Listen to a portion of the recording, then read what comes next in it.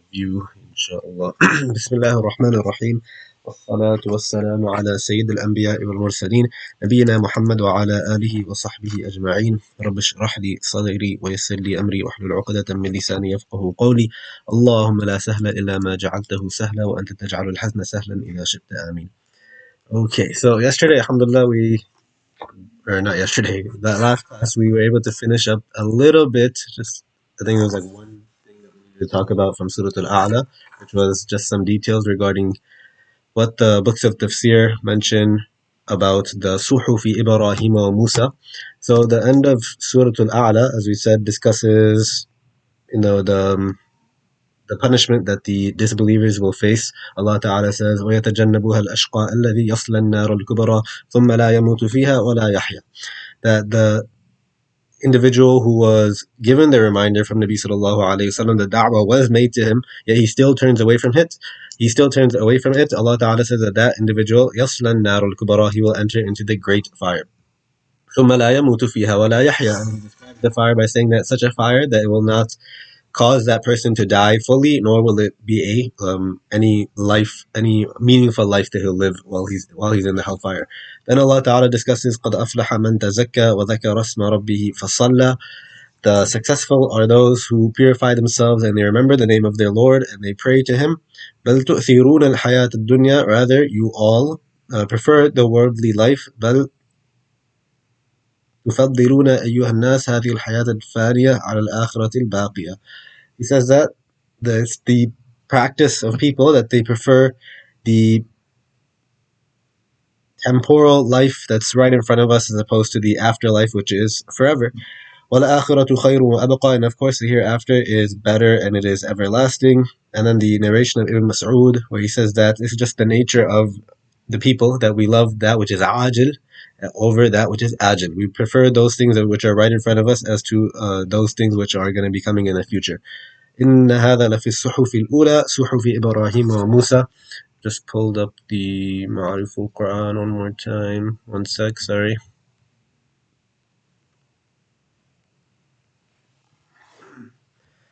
So Mufti Shafi, he brings the narration of Sayyidina Abu Dharr al-Ghifari radiyallahu ta'ala an, in which this Sahabi, he asked Nabi sallallahu alayhi wasallam what exactly were the contents of the Suhufi Ibrahim wa Musa. Nabi sallallahu alayhi wasallam, he described that the Suhuf of Ibrahim alayhi salam, were that which contained educating parables. So, for example, there might be like a story or the like, and a person could draw many lessons from it. And likewise, the Suhuf of Musa alayhi salam contained many hikam and many wisdoms. And we had read through a few of those. So that's on page 770 and 771 of the final volume of Ma'arif al-Quran. If you guys are interested, one sec, my fault. Let's turn off the notifications or else that's gonna get annoying. Okay. Okay, and then we also talk about how it this surah, the end of this surah ties in with the next surah, which is Surat al-Ghashiyah, which is the one that we're on. He said that بَلْ تُؤْثِرُونَ الْحَيَاةَ الدُّنْيَا. Allah Ta'ala is directly addressing the people, he's by using the fi'l itself reflects that it's that you all, the second person hadir, the jama' siga, and all that is used. And then Allah Ta'ala, he turns his attention away from these individuals, the kuffar really, and he says, هَلْ أَتَاكَ Hadith al-Ghashiyah. That now Allah Ta'ala is addressing Nabi sallallahu alayhi wasallam with as we see with the kaf, al-ataka, the kaf over there is directed to Nabi sallallahu alayhi wasallam. And we went into quite a bit of detail regarding this first ayah, that this is showing that Allah Ta'ala is first of all upset with those individuals, of course, and he's angry with them. The fact that Allah Ta'ala, first he used the jama' sigha of tu'thiruna in just a few ayahs ago, now he's using the singular form, and so it shows that Allah Ta'ala has turned his attention away from these individuals. We discussed, okay, let me just go in order. هل أتاك as opposed to saying why bring the verb ata over ja'a.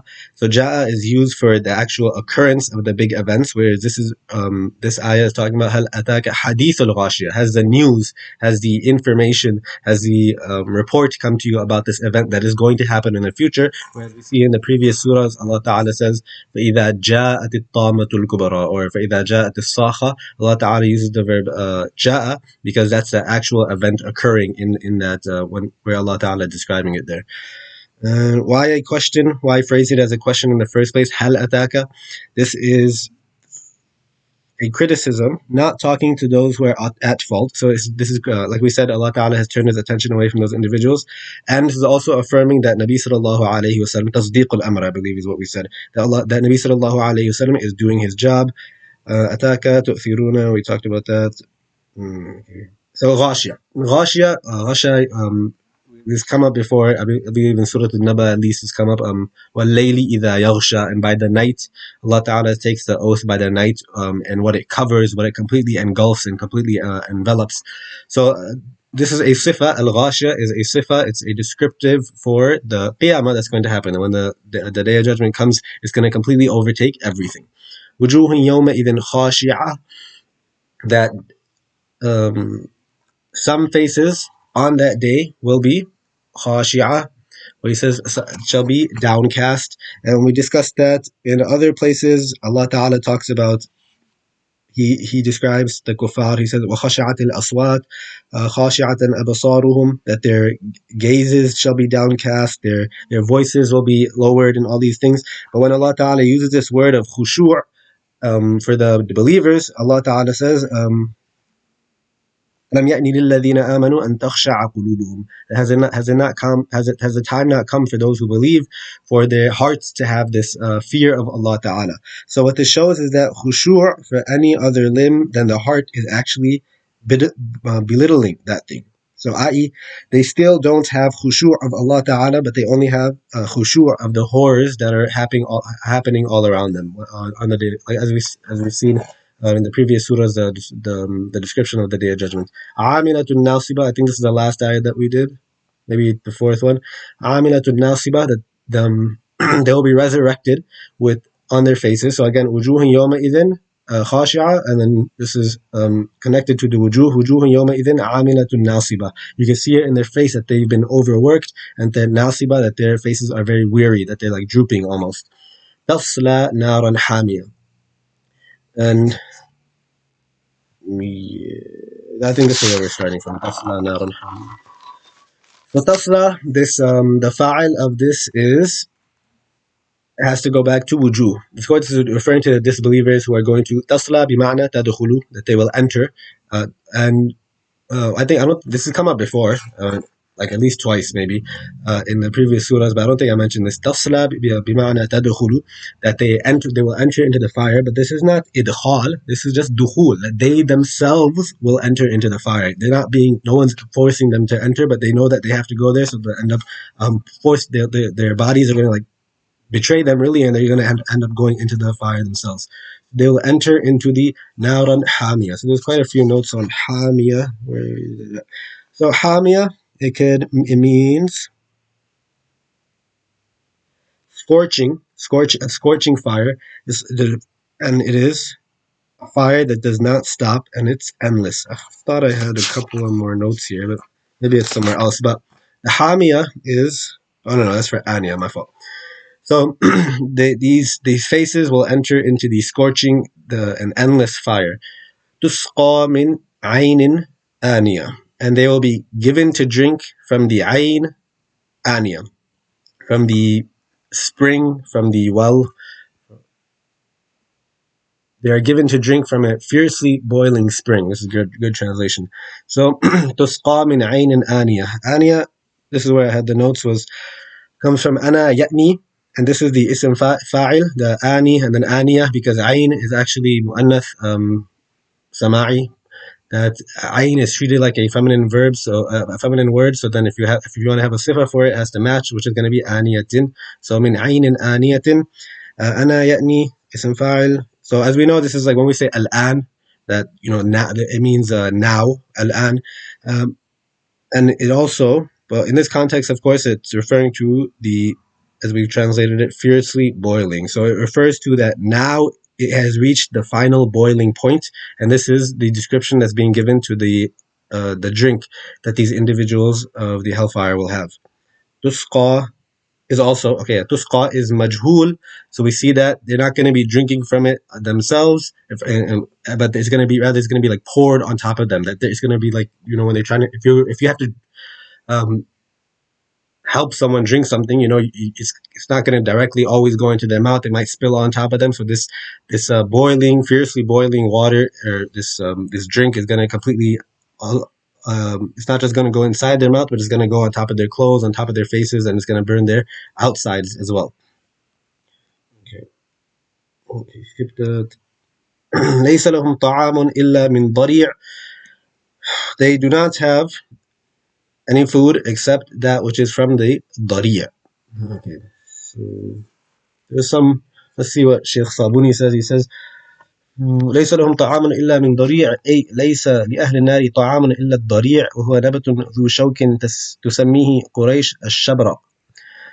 So for the people of fire, they won't have any food except that which is ضريع, and it's a very thorny plant, which the Quraysh would call a الشبرق. وهو أخبث طعاما وأبشعه هو سم قاتل. And it's like the worst of food. It's the most disgusting, the most wretched. Okay, and we could. And he brings up one ishkal that I actually wanted to mention here. ذكر تعالى هنا أن طعامهم الضريع. So over here in this ayah of Surah al-Ghashiyah, Allah Ta'ala says that their food shall be ضريع. وقال في الحاقة, and in another ayah in Surah al-Haqqa, Allah Ta'ala says ولا طعام إلا من غسل. That the only food that, so in this verse he's saying that the only food that they'll have is the ضريع, and in Surah al-Haqqa he says that the only food they will have is from ghislin. So now it seems like there's a contradiction. And of course, وَلَا تُنَافِي بَيْنَهُمَا, there is no contradiction between the two of them. And then he gives the reason as to why, to solve this apparent contradiction. He says, لِأَنَّ الْعِقَابِ أَلْوَانِ, because there's going to be multiple types of punishments. الْمُعَذَّبُونَ أَنْوَاعٍ, and of course the people that are going to be punished, they're in different levels as well. The people in the lowest level, the munafiqun and others, are going to be have a much more difficult punishment than those in a higher level. فَمِنْهُمْ مَنْ يَكُونُ طَعَامُهُ الزَّقُّومِ. This is another food that's described that the people of the hellfire will be consuming, that the zaqqum. So some of them will have this zaqqum, وَمِنْهُمْ مَنْ يَكُونُ طَعَامُهُ الضَّرِيعِ. Some of them will have this ضريع, and some of them will have this al-ghislin. وَهَكَذَا يَتَنَوَّعُ الْعَذَابِ. So like this, there's varying levels of punishment. Another,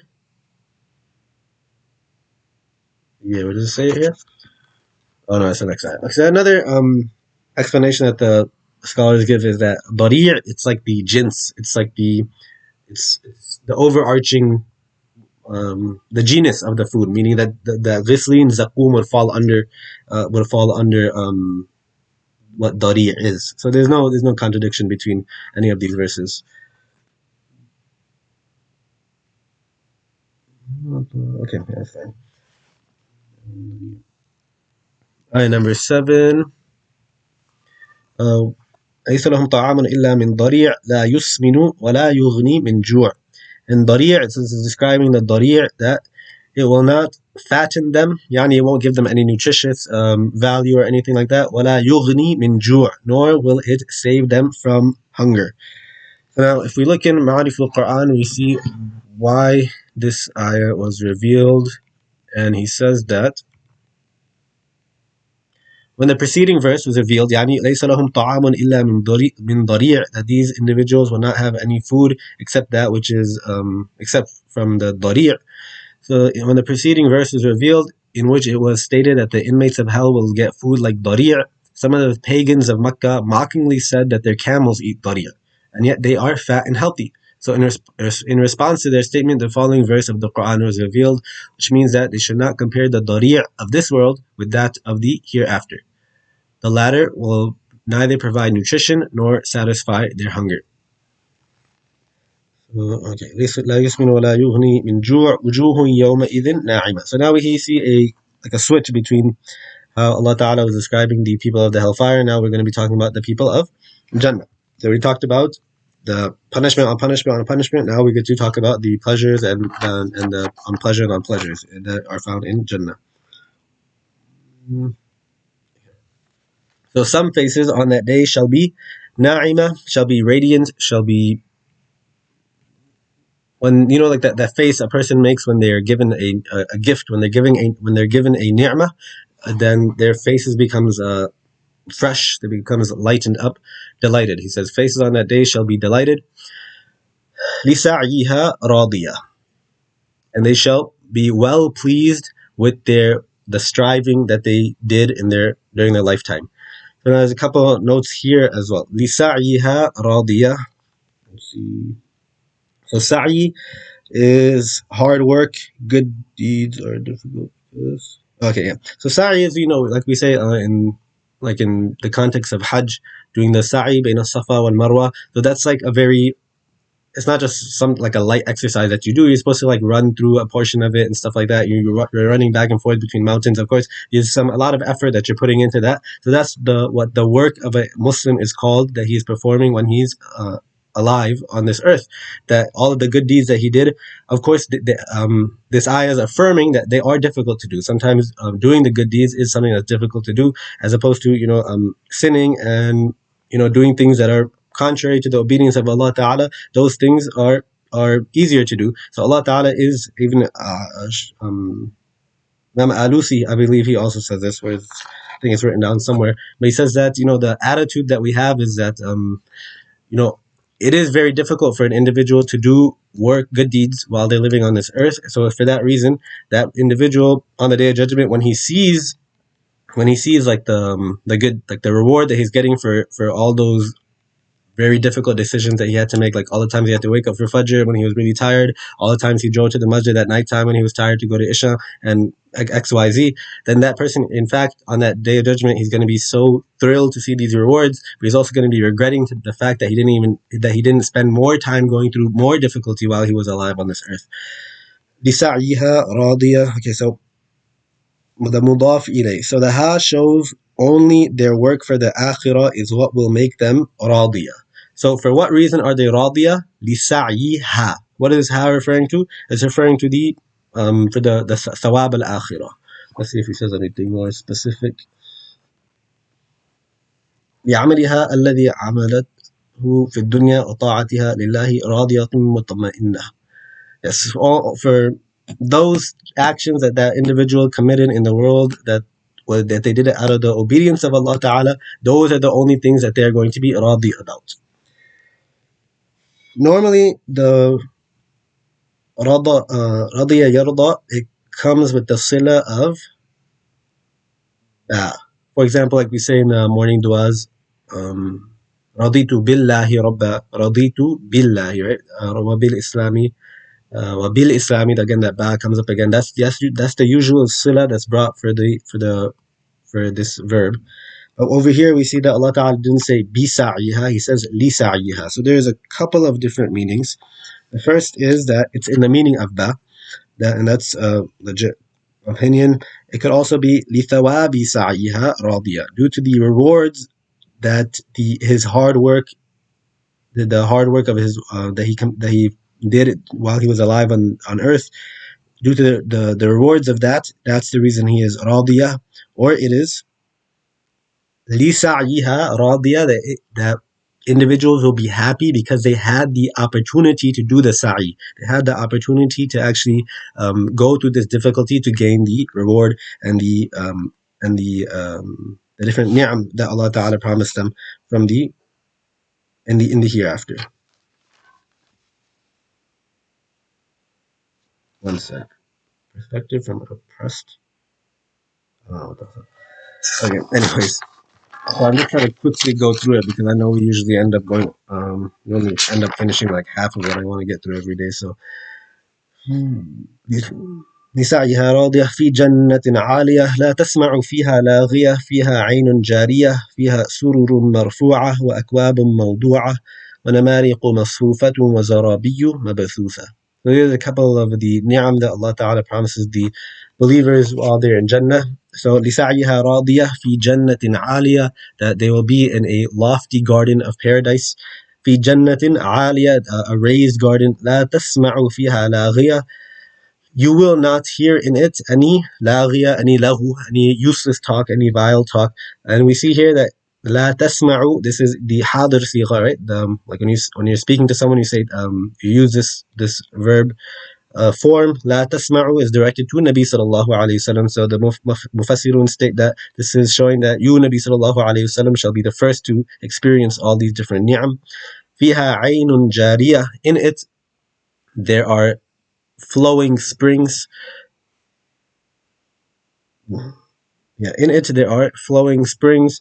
Uh, فيها سرر مرفوعة. Number 13, that there are raised couches. وأكواب موضوعة, and there are goblets that are placed there. Again, we don't need to go into detail of that. ونمارق مصفوفة. Number 15, and cushions that are arranged near each other, that are arranged in safs, they're stacked one by one. وزرابي مبثوثة, and there are carpets that have been laid out.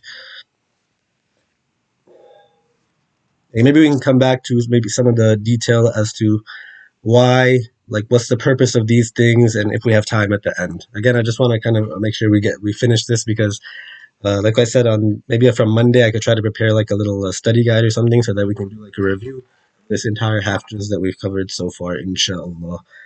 أفلا ينظرون إلى الإبل كيف خلقت. Actually, one thing I will say, which I didn't read anywhere, but this was just like random thought that had come to my head, was that these are all different ni'am that Allah Ta'ala has promises, the promise that Allah Ta'ala promises the people of Jannah. And you notice that it's all fiha surur marfu'ah, the ism maf'ul, mawdu'ah, ism maf'ul, masfufa, ism maf'ul, mabthutha, they're all the ism maf'ul, meaning that there has to be a fa'al, right? Someone has to have raised these seats. Someone has to have placed the goblets that are there. Someone had to have aligned these pillows that are there to lay on and to take benefit from. Someone had to lay out these carpets. So of course the fa'il is none other than Allah Ta'ala, and the help, the angels or whatnot that he's deputized to take care of all these matters that are in Jannah. So we see that it's Allah Ta'ala, and in reality that's taking care of that's like tending to the affairs of the believers when they're in Jannah. So this is definitely a huge thing that we should definitely be working towards. أَفَلَا يَنْظُرُونَ إِلَى الْإِبِلِ كَيْفَ خُلِقَتْ. That do they not look towards the camel and how it was created? Ayah number 17. Do they who disbelieve not look with reflection? Yeah, I think we talked about this before. And the yumviruna, yanzuruna, sorry, is a deep. It's you don't just look to look at it like how like basar, like that verb, but rather it's like a look of reflection, that you're looking there to ponder more about it. You're looking there to reflect over it. أَفَلَا يَنْظُرُونَ إِلَى الْإِبِلِ كَيْفَ خُلِقَتْ. This would be important to inshallah talk a bit more about. Seems kind of random as to why Allah Ta'ala just, first we were talking about the ahwal of the Ahlul Nar, and then the ahwal of the Ahlul Jannah, and then Allah Ta'ala brings some discussion about a camel, and then of course the sky and the mountains that we'll see later on. But we see here that, okay, I wrote, now the subject turns, and this goes back to what they said in ayah number 6. لَيْسَ لَهُمْ طَعَامٌ إِلَّا مِنْ ضَرِيعٍ. In ayah number 7, لَا يُسْمِنُ وَلَا يُغْنِي مِنْ جُوعٍ. They were the ones that brought up. Oh, sorry, Sobania, go ahead.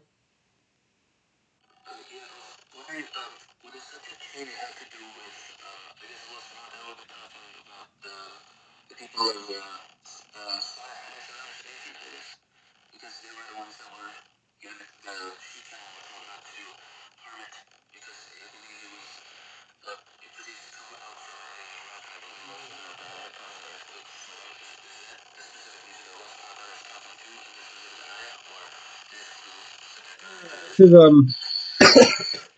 sorry. So I don't think it's referring to that story. That seems a bit of a stretch, because I mean it's not like there's no other mention of, it's not like it's just going to be one ayah about that. Usually if it comes, it might be a bit of a longer description of the event that occurred. But I think what I was saying was like, okay, as for the change in the verbiage, how it goes to ينظرون, well, this is because first it was لا تسمع فيها لاغية. It's directly speaking to Nabi sallallahu alaihi wasallam, really, in these first 16 ayahs. And we see that with the verbs over there. هل أتاك لا تسمع in ayah number 11. Over here it's saying أفلا ينظرون إلى الإبل كيف خلقت. So this is saying like do the disbelievers in Mecca, do they not look at the camel and see how it was created? And then let's just talk a little bit about that, and then we'll see like what's the purpose of how this kind of fits back together, inshallah. So let's let me yeah.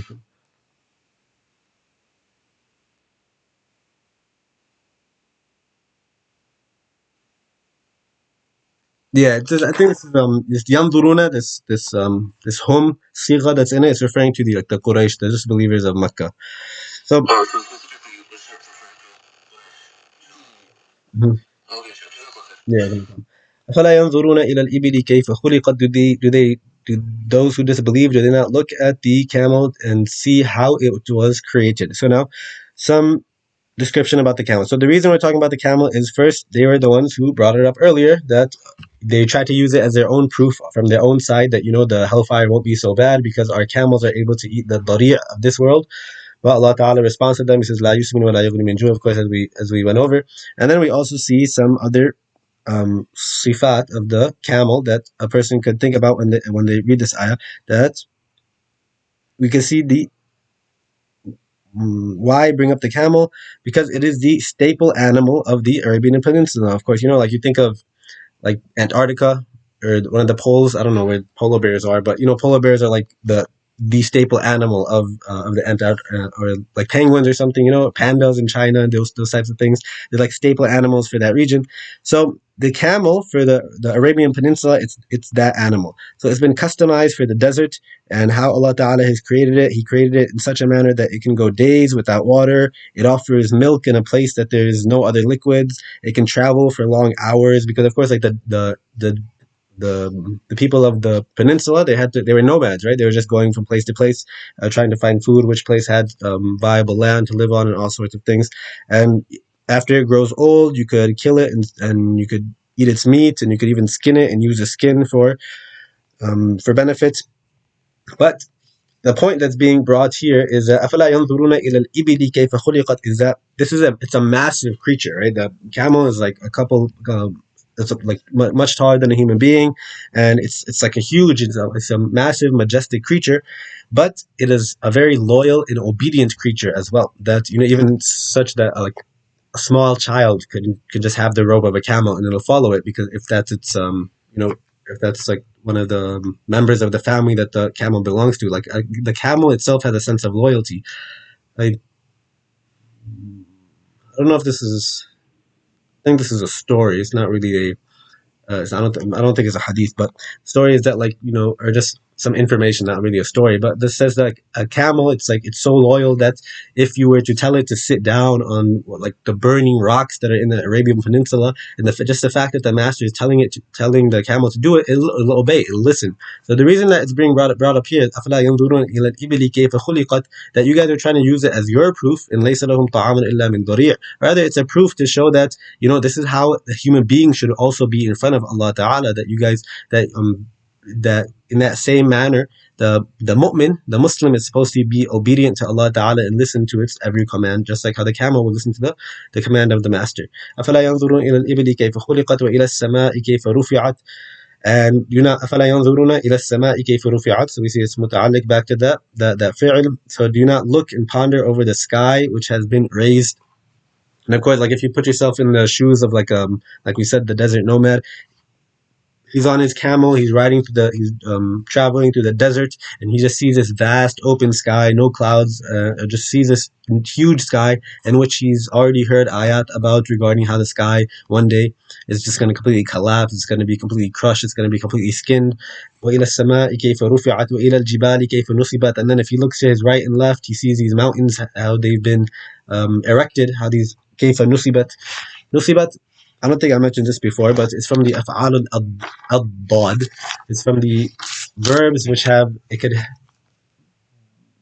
be used for opposite meanings, meaning that Nusibat is used for the mountains, or it's used for when things are like pegged into the ground, like they go below the earth. It's also used for something that protrudes and it's very prominent on some on the surface of something. So we see that this actually fits both sides to a mountain, where we know that the mountains, Allah Ta'ala says that they are awtadan, that He has made them into the pegs of the surface of the earth. And additionally, of course, mountains they go very very high. وإلى الجبال كيف نصبت وإلى الأرض كيف سطحت. Another interesting, actually, regarding the mountains. وَإِلَى الْجِبَالِ كَيْفَ نُصِبَتْ. نُصِبَتْ, we saw this verb earlier in ayah number 3, عَامِلَةٌ نَاصِبَةٌ, that their faces will be, you can see that they've been overworked and that they're droopy, that they're weary. So we see that, all right, nasib, it means wobbly and wavering. So we see that this too is part of the destiny of the mountains, as we've seen in multiple ayat that we've covered in the previous surahs. Allah Ta'ala says, وَإِذَا الْجِبَالُ سُيِّرَتْ, when these mountains, eventually these super strong mountains are just going to start moving, and it's going to like, they're just going to like fly away basically. وَإِلَى الْأَرْضِ كَيْفَ سُطِحَتْ, ayah number 20. And have they not looked and pondered over the earth and how it's been sutihat? So sutihat has two, it contains two meanings: that something that's been spread out and it's been made vast. So how the earth has been laid out and been made vast, as well as been smoothed out. So, smoothened and spread out. And now what's interesting about this ayah is that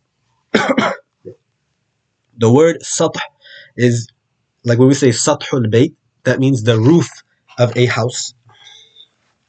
The roof of a house. And this is a verb that's being used for the earth, which seems not really the case, because as we know, like we walk on top of the earth and everything, but we see that the verb sutihat is being used here because eventually every single individual shall be underneath the ground and they'll be buried, and that earth that their family members will throw on top of them, and then eventually that earth too will be smoothed out by the family members, or the machinery that's there in the graveyard, and that too will become the roof of the people that are in the grave. And that's the inevitable end of everyone, which is interesting because it ties directly into the next ayah, فَذَكِّرْ إِنَّمَا أَنْتَ مُذَكِّرْ, that O Nabi sallallahu alayhi wasallam, remind them, because إِنَّمَا أَنْتَ مُذَكِّرْ, that's your sole duty, that you are someone who is to deliver the reminder. So it ties in directly into this the previous ayah 20 and 21, because this is the reminder that this entire surah is talking about the inevitable end that's going to happen to every single individual. First is going to be death, and then they're going to have to be raised up on the Day of Judgment, and they're going to have to face this al-Ghashiyah that's going to overtake them. فَذَكِّرْ فَإِنَّمَا أَنْتَ مُذَكِّرْ. Alhamdulillah, we're actually doing pretty good on time. Didn't think that would happen. So remind them, إِنَّمَا أَنْتَ مُذَكِّرْ, you are but a reminder. لَسْتَ عَلَيْهِمْ بِمُسَيْطِرٍ. So, but you are not over them a musaytir. So a musaytir is like a guard who's tracking down like someone who's, I believe he says musallat alayhim, that you haven't been deputized to be someone that's just like watching their every move, and it's your responsibility to track them and to just be on them 24/7. That's not your responsibility. See what he says here? فذكر إنما أنت مذكر أي فعظهم يا محمد وخوفهم, advise them and instill the fear of Allah Ta'ala in their hearts. But it's not your responsibility to make sure that they actually go through with it. Rather, your responsibility is فإنما أنت واعظ ومرشد. Your responsibility is to just remind them to have fear of Allah Ta'ala. You don't have to be on them 24/7 trying to force them to fear Allah Ta'ala. Your responsibility is simply to remind them to have fear of Allah Ta'ala. لست عليهم بمسيطر أي لست بمتسلط عليهم ولا قاهر لهم حتى تجبرهم على الإيمان. It's not, you're not someone who's going to be forcing them to accepting Iman and instilling Iman into their hearts. إلا من تولى وكفر. Except, this is called استثناء منقطع, لكن but من تولى وكفر, لكن من أعرض عن الوعظ والتذكير وكفر بالله العلي القدير. He says, as for the one who turns away from this reminder that Nabi sallallahu alayhi wasallam is giving him, and he disbelieves in Allah Ta'ala, وكفر بالله العلي القدير فيعذبه الله العذاب الأكبر. Due to his disbelief, then Allah Ta'ala will punish him with the greatest punishment. فيعذبه الله بنار جهنم الدائم عذابها. Allah Ta'ala will punish him with the everlasting torment of the fire of Jahannam. You skip that. And then just to finish off the surah, إن إلينا إيابهم ثم إن علينا حسابهم. That he says, أي إلينا وحدنا رجوعهم بعد الموت. He says that only to us. ثم إن إلينا إيابهم. That we see that تقديم ما حقه تأخير يفيد الحصر. That قاعدة again being employed here. That the fact that it's supposed to be إن إيابهم إلينا, but because the إلينا is brought first, it gives the benefit of exclusivity, that it is only to us that they will have their final return. Iyab is their final return, not just their coming out from their graves, but additionally, ثُمَّ إِنَّ عَلَيْنَا حِسَابَهُم, that they'll come back to us to be audited and to be taken account of for every single action that they did while they were on this earth. Excuse me. I feel a cough coming on. That's why I keep like pausing every now and then. I think I'm catching a cold. Okay. Inshallah. Okay, let's see if there's anything. I said we'll go back to the ayahs from ayah number 10 to ayah number 16. I just wanted to mention, yeah, it's not that detailed, just a quick point. But we see that في جنة عالية لا تسمع فيها لاغية فيها عين جارية فيها سرر مرفوعة وأكواب موضوعة ونمارق مصفوفة وزرابي مبثوثة. That this is really like the fitrah, that we see that, when fi jannatin aliyah, that these high gardens that Allah Ta'ala is promising the believers. A person might think that, like, what's the fa'idah, what's the benefit of it being high? But when you go traveling, or I mean, I haven't traveled much, but like, it's always like, if you want to stop somewhere and you want to enjoy the view, you're going to go to a higher elevation to enjoy the view. So this is something that Allah Ta'ala promises us. لا تسمع فيها لاغية, that you, O Nabi Sallallahu Alaihi Wasallam, will not hear any vile talk, any useless talk. This is actually, I think I forgot to mention this. This is important for Nabi Sallallahu Alaihi Wasallam, because this is, while he's in Mecca, he keeps hearing all these offensive phrases. He keeps getting oppressed, and all the Muslims too, of course, that they keep getting bullied, and they keep hurling insults to the Deen of Islam, to him, to Allah Ta'ala, these concepts like akhirah and hisab and all these different things. And so Nabi Sallallahu Alaihi Wasallam is being promised that you won't hear any of this anymore, of this ridicule and this mockery that you used to hear while you were in the worldly life. لا تسمع فيها لاغية. Another thing is, like, okay, so if we think about it, fi jannatin aliyah, that's like the house that a person will have in Jannah. But you wouldn't want a house that's in like a bad neighborhood. You wouldn't want a house that's like, you go look to buy a house, but then you see that there's just so much traffic outside. It's way too loud. You hear honking all the time, or you got some bad neighbors that are just really loud and they're like cussing outside, and it's just not a good place for your kids. لا تسمعوا فيها لاغية. So Allah Ta'ala is saying that your estate that you have in Jannah, there won't be anything that's gonna take away from that, from right outside the boundaries as well. Fiha aynun jariyah, that there's gonna be this pretty much flowing rivers, flowing waterfall, and all these different things. And of course, like, when you go to, if you want to like buy property or something that's in, let's say California or something, the really expensive properties are going to be those properties that are high up on the mountains that overlook the water, right? Because those are the best scenes. So this is something that Allah Ta'ala promises us as well. Fiha sururun marfu'a. Again, the marfu'a comes up, that they have these surur. There's something I wanted to mention here. Ayah number 13. No.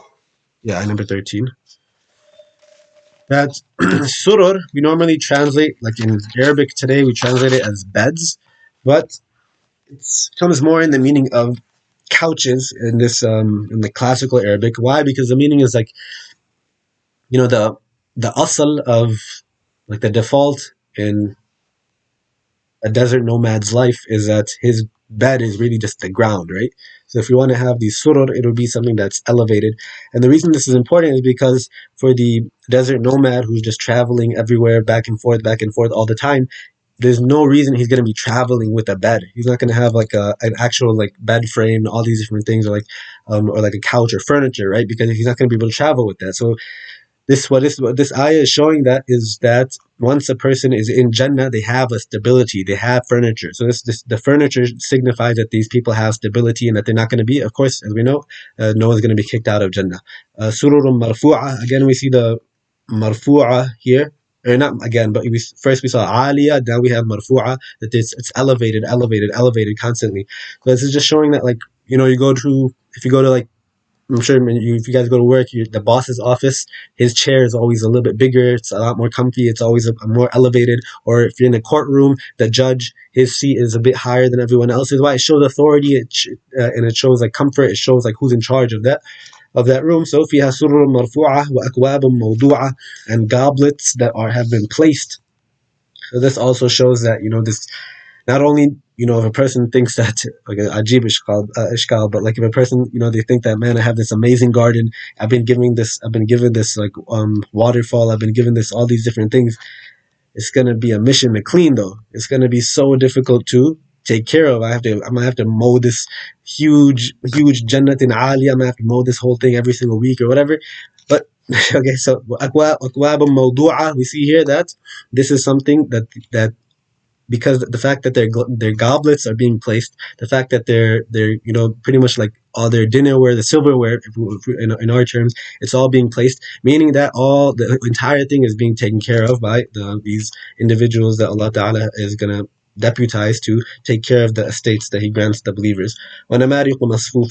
So on top of these surur, on top of these like couches that people have, they're gonna have these pillows everywhere that you could just adjust yourself with to be even more comfortable. وَزَرَابِيُّ مَبَثُوثًا, and these amazing carpets that are laid out on the ground. Because no one wants to have just an open floor that's just nothing to look at, just a boring carpet. So these I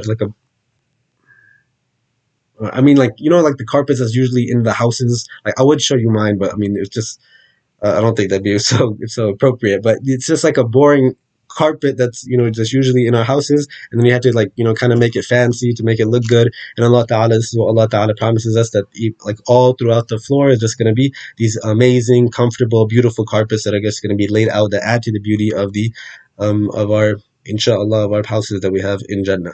So inshallah we could stop there. I'm sorry if I was still pretty long, even though I was trying to go through it quick. If you have any questions, feel free to ask, or if not, assalamu alaikum wa rahmatullahi wa barakatuh. So inshallah, from Monday we could just do like the study guide thing. I'll try to do that over the weekend, inshallah, and then we can go through that quickly, like basically like a review, some of the important stuff and some of like the longer discussions that we had in this first half of 30th juz, inshallah. Any questions? All right, inshallah. Assalamu alaikum wa rahmatullahi wa barakatuh.